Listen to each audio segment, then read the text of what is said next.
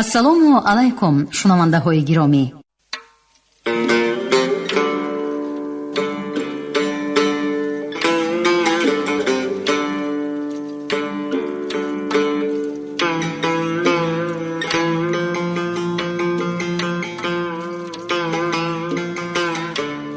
ба таваҷҷӯҳи шумо идомаи силсила гуфтори хонишҳои бадеӣ аз рӯи романи сегонаи нависандаи халқии Тоҷикистон Ҷалол Икромӣ, духтари оташ, 12 дарвозаи Бухоро ва тахти вожгон. шунавандагони арҷманд, акнун ба қироати қисми дуюми романи сегонаи Ҷалол Икромӣ 12 дарвозаи Бухоро оғоз менамоем. ҳоло гуфтори 23-юмро аз рӯи ин роман бишнавед. ровӣ Ализода Абдурашид Хоҷамқул. қисми 6. حیدرقل فکر کرده ایستاد و به جایش رفته نشست و دستکی تلفن را تافت. به من رفیق فیضالله خواجه‌یف لازم، گفت وی به تروبکه تلفن. بله، من حیدرقل از کمیته مرکزی سلام. می بخشید که در بی وقتی شما را بی سرانجام کردم. من در خصوص اسد مخصوم گفتنی بودم. وی از حد گذرانیده ایستاده است. بله راست. من فهمیدم که شما هم در همین عقیده هستید. درست میگویید. اسد مخصوم اگر مانید پگه فردا روی راست بر ضد حکومت شورایی خروج کردنش ممکن. میدانید دیروز فهمیدید؟ بله. حالا آیشه را زورن به خود زن کرده گرفته است. نمیدانم چی کار کنم. خواستم خودی حاضر خودم روم. راست بیفایده. نقص میلش. این مسئله را در مجلس شورای ناظران محاکمه می کنیم. من عریضه می دهم. خب البته می روم. خیر، سلامت باشید. سید پهلوان به سخنانی با تلفن گفته حیدرقل گوش داده ایستاده سر جنبانید. مجلس و محاکمه و صحبت کتید چی نتیجه حاصل می شود؟ اگر شورای ناظران قرار کند او را از کار می گیرند و در بین خودشان، در بین همین یاش بخاری هایشان متکا و طرفداری بسیار دارد. بنابراین از کار گرفتنشان گمان رفت و اگر قرار کنند هم وی یراقش را از دست نمی دهد. نه وی از آن خیلی آدم ها نه. خاطر جمع باشید. حیدرقل حیران شد. در حقیقت سید پهلوان راست می گفت. تا مجلس شورای ناظران جمع می شود، تا قرار می برارند، تا وی اجرا می شود 1 ماه می گذرد. اما اسد مخصوم در این مدت خوب کارش را کرده گرفته بیشتر ریشه می دواند. ناخواست به خاطر حیدرقل چیزی رسید و باز دستک تلفن را تافت. به من رفیق کوی بیشف لازم، گفت وی به تروبکه تلفن. ها، من حیدرقل از کمیته مرکزی. لبی؟ ها، رفیق حکیمف شما می. سلامت باشید. در خصوص بعضی کارهای مهم مصلحت گرفتنی بودم.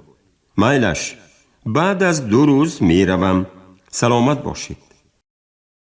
حیدرقل تروبکه تلفن را به جایش گذاشت. این فکرت درست، گفت سید پهلوان. با کوی بیشف مصلحت کن و از وی یاری پرس.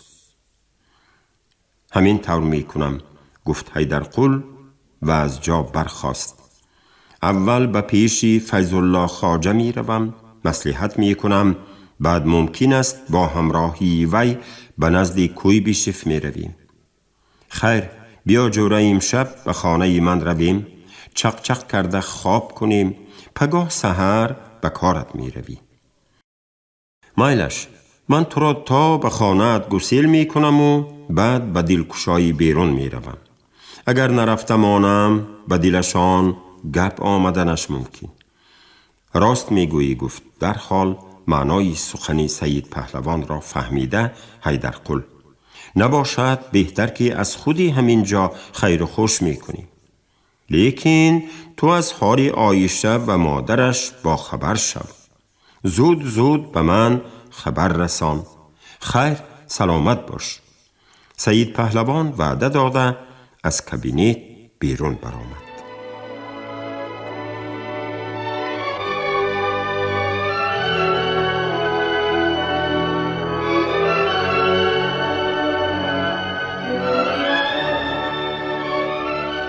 قسم هفتم.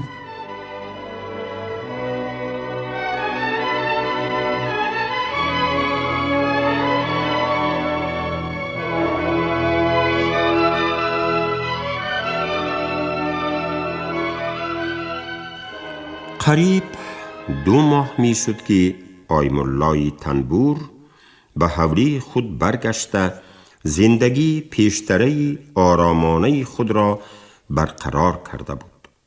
با بازرگر بسیار کار نکند هم به هر حال در خانه پایان صوفه روزانه ها به چشم عینک مانده کوره زرگری خود را آتش کرده بعضی یک شاهکاری های خود را دوام می داد. آیم‌الله باشد به 2-3 نفر شاگرد دخترانش هر روز 2-3 ساعتی درس می داد و بعد خیسته به کار خانه مشغول می شد.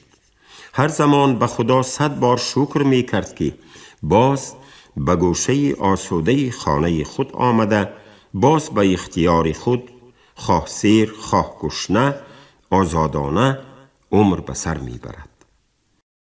امروز پس از تمام شدن درسگویی و رفتن دخترها کمتر ماندگی در خود حس کرده به کار خانه بر نخواست و در پیش تیریزه میانه خانه پایان بروی کورپچه نشسته یک آه کشید. از چی بود که دلش تنگی می کرد؟ تیریزه را کشاده بروی حولی نگاه کرد. هوا صاف، آفتاب خرم تیرماهی از نیم زیادی روی حولی را غرق نور کرده بود و اکنون حتی در آفتاب رویه نشستن به کس می فارید. ها عزیزان، گفت از بالای عینکش به وی نگاه کرده ایستاده زرگر. باز چرا آه کشیدی؟ چرا دلی از مهر و محبت پور و مالامال شما باز تنگی کرد؟ ندانم، گفت آیم‌الله به خیال فرو مانده و بعد از کمی با شعری حافظ جواب داد. ساقیا برخیز و درده جام را، خاک بر سر کن غم ایام را. دود آهی سینه سوزانی من، سوخت این افسردگانی خام را.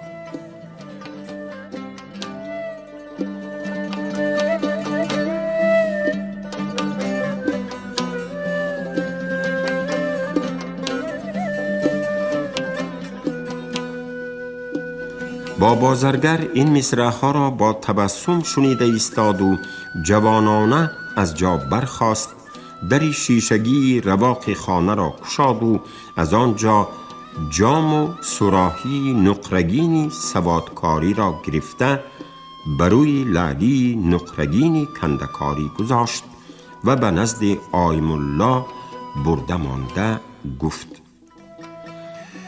انا تصدق به سر غم ایام خاک ریزید که من تماشا کنم. آیم‌الله هم به سوی زرگر که دست پیش گرفته در نزد او می ایستاد یک نگاهی پر از مهر پرتافته تبسمی شیرینی نمود. معلوم که در آن ایام آیم‌الله زنی جوان نبود. سن و سالش به خیلی رفته مانده، دست یغماگری پیری لطافت جوانی او را گسسته به تاراج برده، به جای آن موهای ماش و برنج خطهای آژینگ و رخساری زهرتاب را گذاشته بود.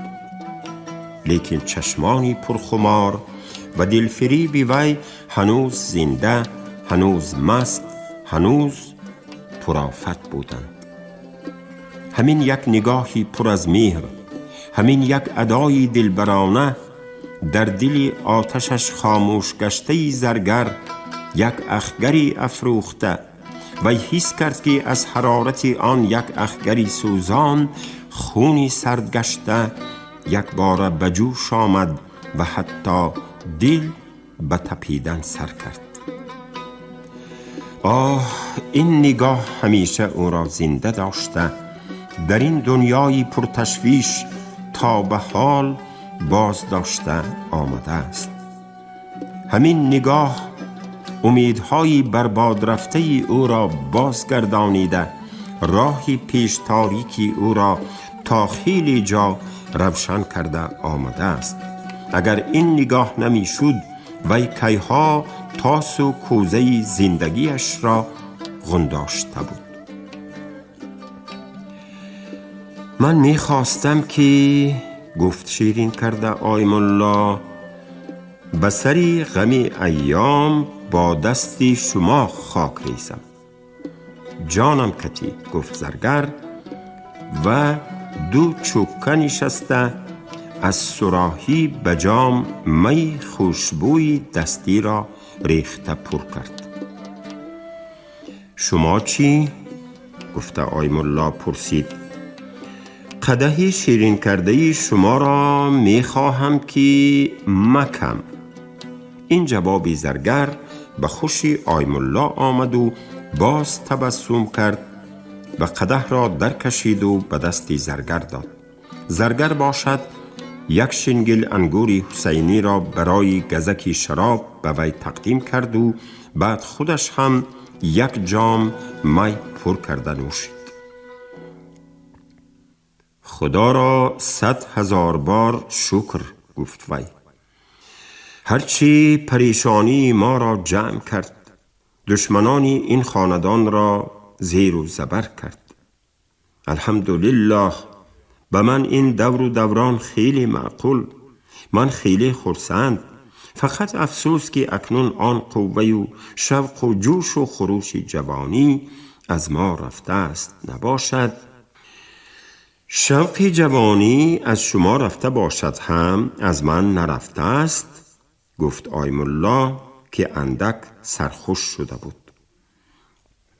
به پیچه های سفید من نگاه کنید، از آینه چشمم به اسرار دل آگاه شوید. جانم قربان به اسرار دلش، گفت خرسند شده زرگر و باز یک قدح می ریخته ایستاده به گپش دوام نمود.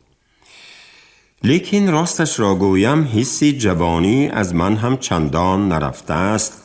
این شکایت من از روی عادت چون کفشیری گپ شده مانده است. خدا را شکر حالا از 100 گل ما اکنون 20 دانه غنچه کشاده شده است. 80 تاش تر و تازه. برای چی 20 مغچه؟ امسال 1920 میلادی، اولی عصر 20 است. عمری من و شما نه به سال بلکه به عصر شماریده می شود. از قدح دوم آیم الله خیلی خرم شد و گفت کنین نوشید و برابر شود. آخر حکومتی نو حقوق زن و مرد را برابر کرده است. حقوق شما همیشه زیاد بود و زیاد خواهد ماند. تصدق شوم. اگر مرادی تو ای دوست نامرادی ماست، مرادی خیش دیگر باره من نخواهم خواست. گرم قبول کنی ور برانی از دری خیش، خلاف رأی تو کردن خلاف مذهب ماست. سعدی.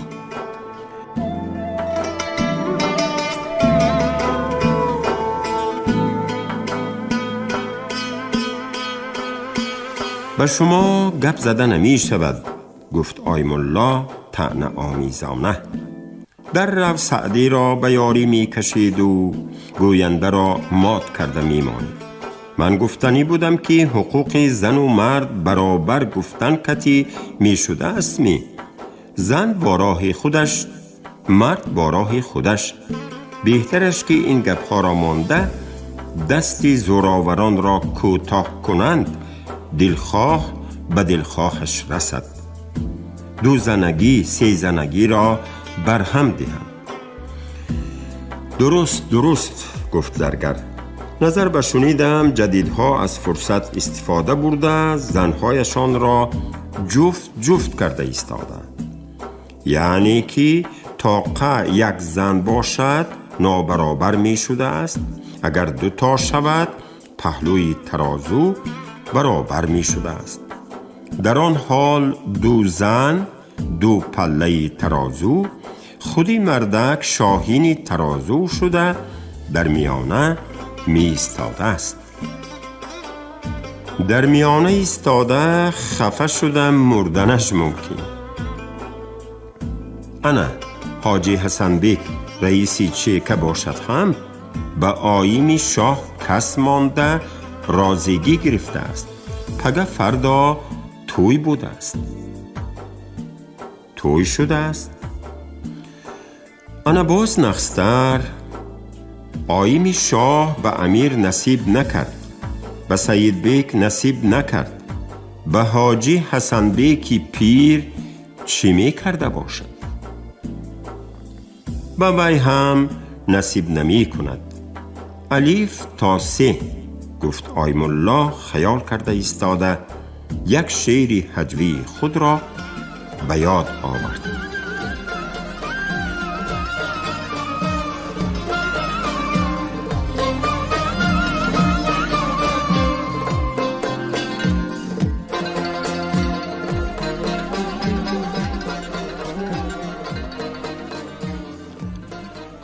عقل نصیب تو نشد کله کلان باشی هم، فضل نصیب تو نشد سله کلان باشی هم. ریش درازی تو اگر باعث فخر می شدی، بوزکی ریش درازی ما صاحب فخر می شدی. در پی مال و زر نشو دستی تو کوتهی کند، در پی جاه و فر نشو دستی تو کوتهی کند. خانه نکن لانه نکن جامه نکن سله نکن، اهل نگو عیال هم بهر خدا زله نکن.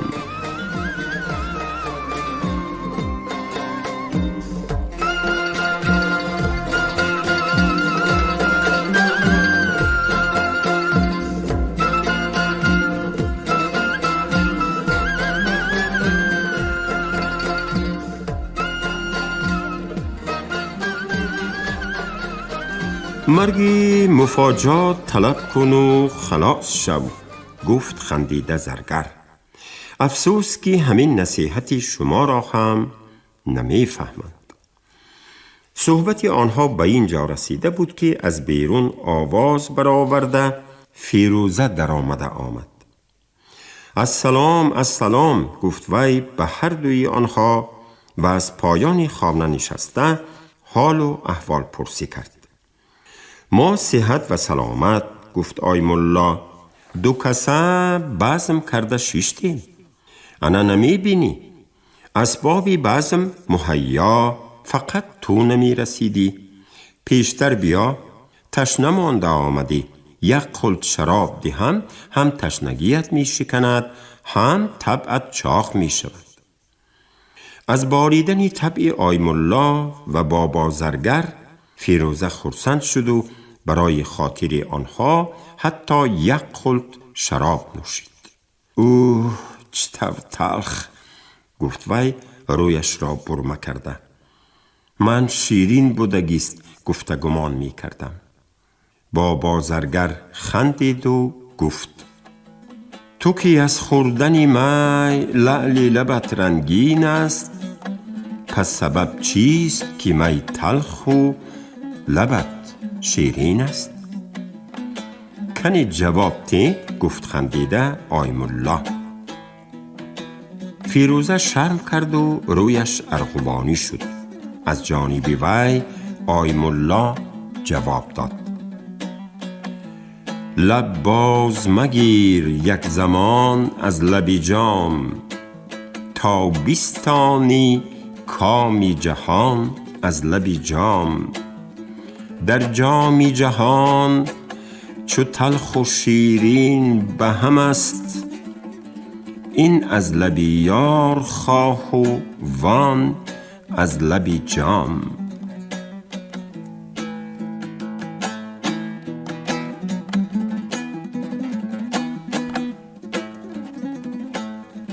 آفرین آفرین گفت بابا زرگر و لعلی و صراحی و جام را برده به جایش گذاشت.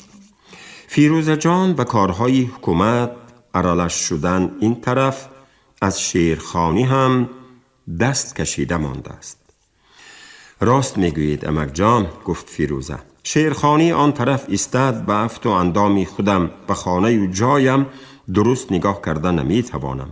کار بسیار، خصوصا که امروزها منم مدیر کلوب زنها تعیین کردند. کلوب زنها؟ حیران شده با بازرگر پرسید. کلوب زنها بودگیست. کلوب کلمه عربی است، معنایش دلها است. اگر تو را مدیری دلی زنها کرده باشند کاری کلان. از این گپ آیم الله و فیروزه خندیدند.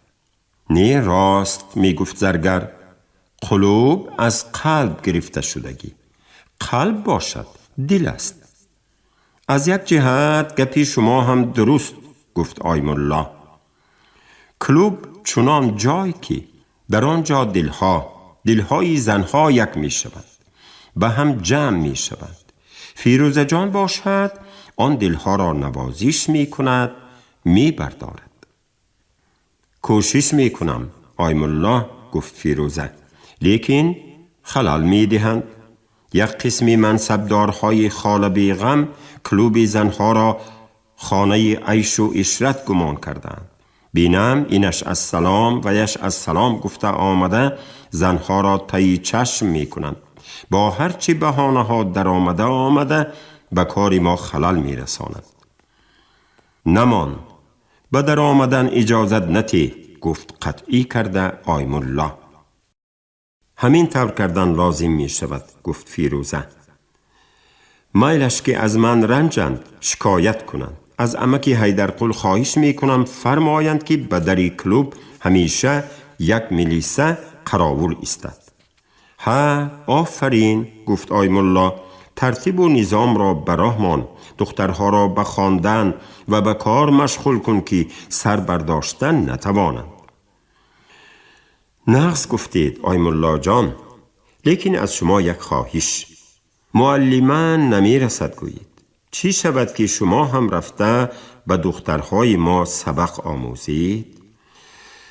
اوه گفت آیم الله، من به کلوب رفته به دخترهای تو چی می آموزم؟ من آیم الله کهنه به شما معلمه های نو، معلمه های ترکیدان در کار. شرط نه گفت در حال فیروزه، ما به زبان تاجیکی هم مشغولیت داریم. شما به زبان خودمان به دخترها درسی ادب و آداب می دهید. آنها را با شعری حافظ و سعدی آشنا می کنید. انا همین. آیم الله اندکی فکر کرده ماند. آخر دخترهای تو به شعر و ادب مایل دارند می؟ گفته پرسید وی نهایت. مایل دارند گفت فیروزه، من گوش کردم. در خوابگاهشان کارشان شعرخوانی، غزل و ترانه.